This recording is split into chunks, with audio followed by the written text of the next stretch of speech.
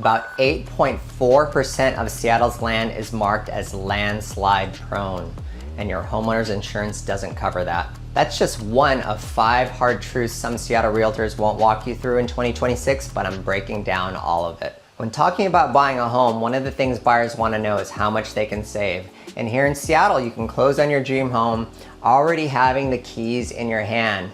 And a few weeks later, that first insurance bill shows up and it's higher than the number your agent mentioned in passing. And that's before you add coverage for the risk sitting under the city.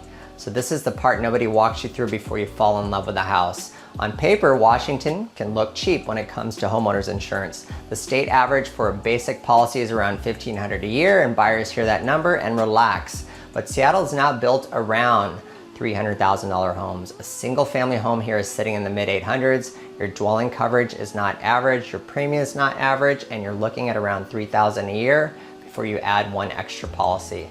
And the bad part, standard homeowners insurance does not cover earthquakes, does not cover landslides, and it doesn't cover flooding.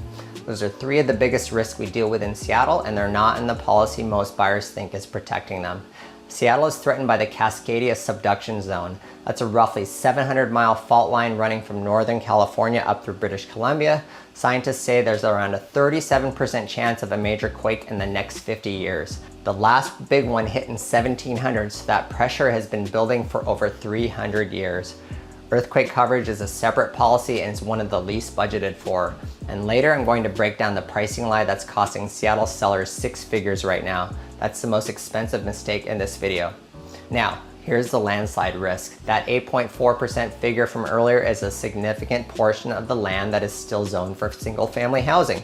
Areas like Magnolia and West Seattle are among the most exposed neighborhoods in the city.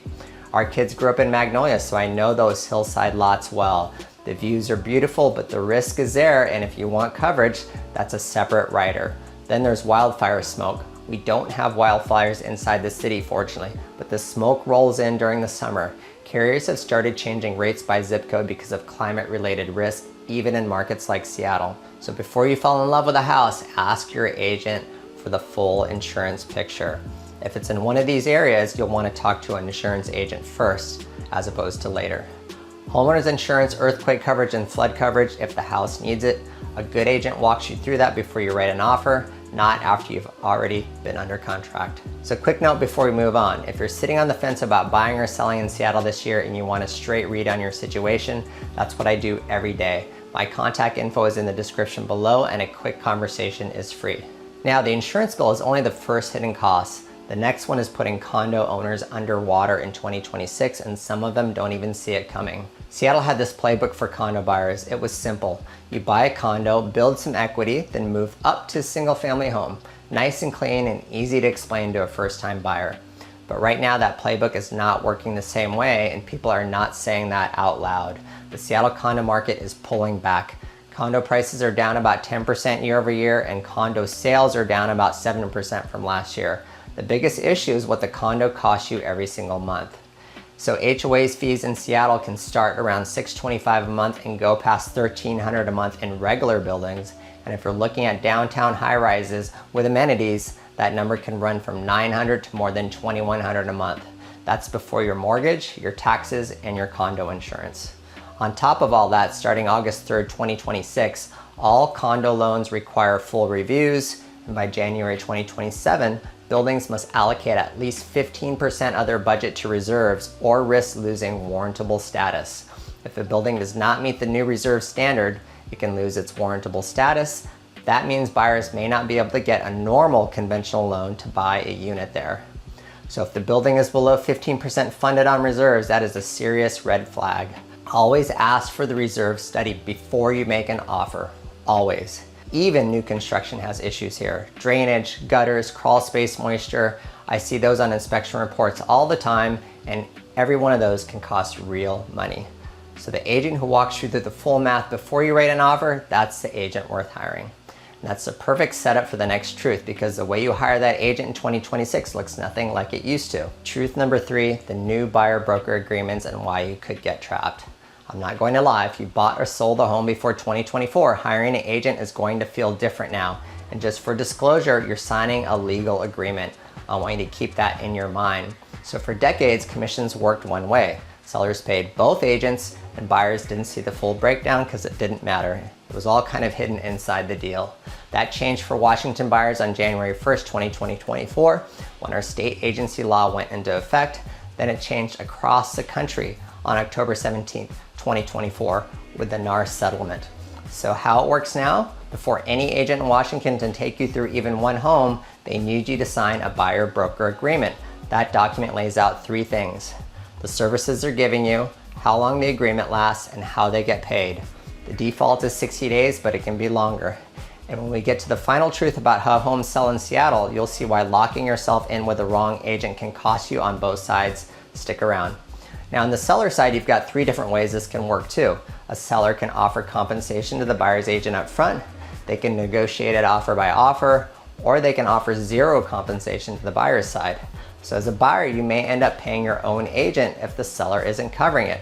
But some buyers are signing these agreements with the first agent who calls them back just so they can start seeing homes. And once you sign, that agent can be tied to you for 60 days or longer. And if you got the wrong agent, you're stuck. Or you may have to pay out of pocket to get out of it. So before signing anything, take the time to interview more than one agent. You should understand how their compensation works, what happens if the seller doesn't cover it, whether the agreement is exclusive, and how flexible the terms are before committing to anything. The right agent walks you through this on day 1 before you ever step inside a house. The wrong agent rushes you to sign so they can start the clock. And the difference between those two gets even more expensive when it's time to list your home. Truth number 4. There's a moment in every listing presentation where the agent puts a price on the table. If that number is too high, what happens next can eat away at your equity. And I often see sellers getting caught by surprise. So inside the industry, there's a name for this. It's called buying a listing. That's when an agent tells you the number you want to hear so they can win your signature, then the market makes you pay for it. And in this current market, that can hurt. In Seattle, buyers in 2026 are sharp. They've done their homework, they know what the comps are selling for, they understand days on market, and they don't want to start a negotiation from a price they don't trust. I had this conversation with a seller recently and they want to leave room for negotiation, and I had to tell them no. This is not the market for that strategy. Buyers here would rather offer $200,000 over a list price they trust than try to negotiate $200,000 off a price that feels inflated. Well-priced homes in Seattle are going into contract in about 12 days, with sale prices landing around 101% of list price. I had one listing bring in 17 offers, and the reason is simple: we priced it right and the result was great for our sellers. Now compare that to an overpriced home. Buyers skip it because they don't want to work from a bad number. The listing sits, the days on the market start climbing, and people start wondering what's wrong with it. Then comes the price drop. By the time it sells, the final number is lower than what it could have pulled if it had been priced correctly from day 1.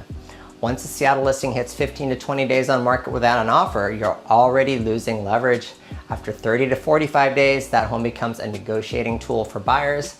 That's the difference between 5 offers and 0. And again, interview more than one agent. Ask each one to show you how they price a home. Ask for their sale to list ratio on listings they've handled in the last 12 months.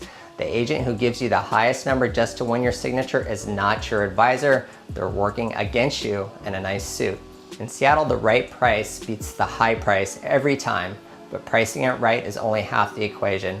What happens after the listing goes live is where sellers either set up a bidding war or hand buyers the leverage to push them down. All right, I'm ripping off the Band-Aid here on truth number 5.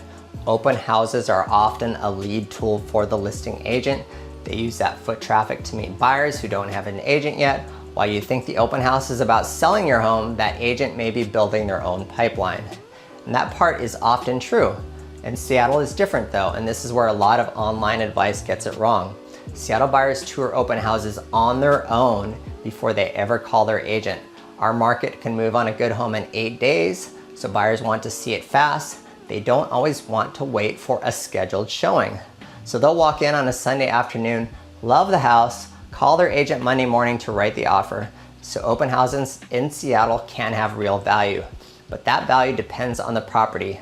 A view condo downtown is not the same strategy as a Craftsman in Ballard. Downtown buyers tend to move slower, they're more tied to their agent, and they're not likely to walk in from the street. But a single family home in Ballard or West Seattle can get strong Sunday traffic, and that traffic can turn into offers. So the strategy has to match the home. If your agent gives you a generic answer, they're not paying close enough attention. Now, an open house only works if the home feels right the second buyers walk in. So that brings me to the other half of this truth, the part where your agent is going to push you to do annoying things and you need to let them. Starting with pre-listing inspections. In Seattle right now, these are one of the best tools a seller has. Buyers in 2026 will ask for big credits, even for small repairs. So when you get your own inspection done first, you control the conversation. There's a specific Washington twist that you can't know about. If a buyer shares their inspection report with you, you're legally required to disclose that information to every future buyer. So getting ahead that with your own pre-inspection is not just smart, it protects you. Even brand new construction in Seattle can have issues. Drainage, gutters, crawl space moisture, those show up on inspection reports here all the time. So don't assume new means problem free. Buyers in 2026 are looking at every detail and they're looking for reasons to negotiate the price down. A clean, neutral, turnkey home takes away those objections before they come up. Even smart renovations too. I had a listing recently where we put about $100,000 into targeted improvements before going to market. So things like kitchens, bath, and curb appeal are the ones buyers notice and pay for, and the final sale price reflected that work. So the point is not to sell your house at the open house. The point is to make sure every serious buyer in your price range walks through it and feels something. That's the difference between a real listing agent and a sign in the yard agent. In a sharp market like Seattle, the agent who's willing to tell you the uncomfortable truth is the one protecting your bottom line. Everyone else is protecting the commission. So if you want a straight read on your specific Seattle or East Side situation, what your home should list for, what the real carrying costs look like, or whether this is even the right time to make a move, email me at hello@mwagnerteam.com. I'll walk you through it with you. And if any of these truths hit close to home, watch the video I've linked here next. I break down the regrets Seattle buyers from 2021 and 2022 are dealing with right now. Thanks for watching. I'll see you in the next video.